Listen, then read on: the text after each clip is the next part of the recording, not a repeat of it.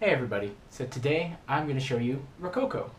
In Rokoko, Louis XV is throwing a lavish ball, and you own a dressmaking business. But soon you realize that you have to manage the most prestigious ball of the era. You have to make the dresses, make the coats, get donations for fireworks, get musicians, decorations, all kinds of things. However, this gets you prestige, and in this game, prestige is victory points, and most victory points wins. If you are unfamiliar with Rokoko, please click on the links in the description below. Today, however, I'm going to introduce you to a solo variant by Kevin Haar, which he posted on BGG. First, set up as you would for a two-player game. So you got your player aid here, your starting 5 cards, you got your lace, your yarn, and your 15 money. The other player over here has a player aid, but he doesn't have a lace, or yarn, or 15 money. That's because you're playing against the AI, which is called Master Louis. And I quote, "You will be playing against Louis, a French master dressmaker who has no need for money, fabrics, yarn, or lace. He will always have the resources he needs to make dresses and buy decorations. He is an arrogant prick, but great at sewing dresses." End quote. But he does have his starting 5 cards, and his starting 5 cards are what you're going to do to start ramping up the difficulty. Alright? If you want a really difficult game, 5 cards. Moderately difficult game, 4 cards, and regular game, 3 cards. So for us, we're going to take the regular game, put 3 cards, and that's his starting deck. The other cards that you do take out, if you do take out any, still stay in this deck, and you're going to keep that for end game scoring purposes. That stays there. He also gets the starting player marker. To start the game, you're going to need some dice. You're going to need a D20, a D6, and a D4. However, you can also use a web app made by Ava Jarvis. Links in the description for both the BGG page and the web app. And we're going to use that, and it manages the AI really well. You just click, do what it says, and it goes on and on until you end the game, which is really nice. So first things first, he has the starting player marker, and what you're going to do is you're going to flip over the card. When you flip over a card, in regular Rokoko, of course, you would pay attention to what kind of player it is and what the bonuses are. For Master Louis, it doesn't matter what it is. It doesn't matter what card it is. These are merely just counters. He doesn't do the bonus. Doesn't care who it is. So flip the card first, hit the next turn button, and do what it says. It says there, take all resource tiles in the 3rd row. So he gets that. All right. Master Louis does collect resource tiles. For every 3 that he gets is 1 VP. And for me, I'm going to use my master to hire. I'll pay 5. It costs 5 to hire 1 guy here. Since there's 4 of them, I will hire this journeyman right here because he's cool. He looks cool, right?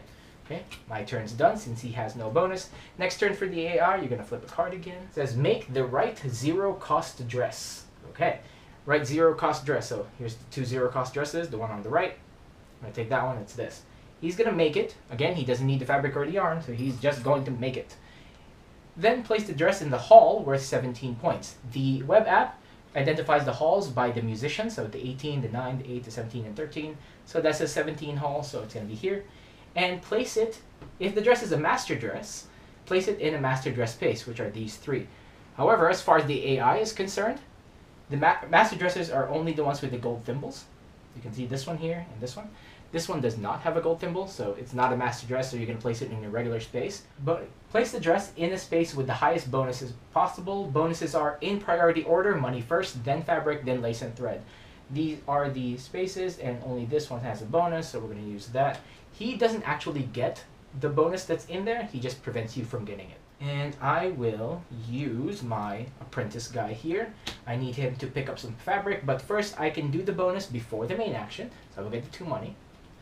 And then I will use that 2 money to buy the red-green fabric right here. Next turn for the AI, flip this card over. Turn number 3, take all the resource tiles in the 3rd row. Oh, good. Now, thankfully, there's nothing in the 3rd row, so he does nothing, which is good for me. On my turn, I'm going to use this guy right here, and he is my journeyman, and I will have him make this dress right here. Oh, there's 3 money right there. I'll grab that.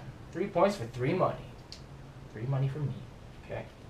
Right? And his bonus is, I can pay 1 to get a random tile. I will do that. Pay 1, get random tile. It is a blue. Okay. Now, the AI has no turn, so he waits while I play my last card. So actually what I'm going to do is I'm going to do the bonus first by paying 1. Right? And getting a lace. Perfect. And then I'm going to pay 4. So I'm going to get 6 back for this. and make this dress right here. Not a master dress, but it does require that lace I got. I've done that. So now the round is over. Okay? So you would do the same things as you would when you end the round. You would get your income, of course. If, by the way, during the round, the AI hired somebody, which he could, this would just go in his deck and he would just buy himself another round, and any new cards that he bought that round will go into the deck, and he would just reset back to 3 at the beginning of every round. So he's done there. I will, of course, get the next 2 cards and pick another card. But I'm going to end the game right here, and I'm going to explain a bit of scoring. Scoring happens as normal. You would follow the scoring cards. At the end of the game, you would you can still pay 10 for a victory point. You still resolve any of the endgame cards, like this one right here, and the Queen's Favor if you have it. You would score any of the Hall majorities like you would, but since in a 2-player game, you actually don't get secondary VP for both the Hall majority and the Fireworks majority. To raise the difficulty, if the AI gets secondary VP, you can actually just give it to him, and that's fine. Then you move up all the dresses from the King's Hall to the top. If the AI has bought some Fireworks, you move it as you would. Don't put his low on the ×2 and it's high on the ×3. You move it like you bought the dress, and it gets you the most points. You score fountains, and you would score all the dresses, of course. Oh, one of the actions I forgot to mention, actually, that the AI, Master Lewis, can actually take the Queen's Favor and keep the starting player like you would. However, when he takes it, he doesn't get the 5 money, but he does get the 3 VP repeatedly. If he does the same action again, as you remember from the round, he did this action twice, and he didn't do it the second time because it was empty. But if this action gets done twice, he just gets the 3 VP again. And in a regular game, normally you can't take this from anyone, but if you have it, and he gets this action, he will steal it from you and get the 3 VP. So there's the special things.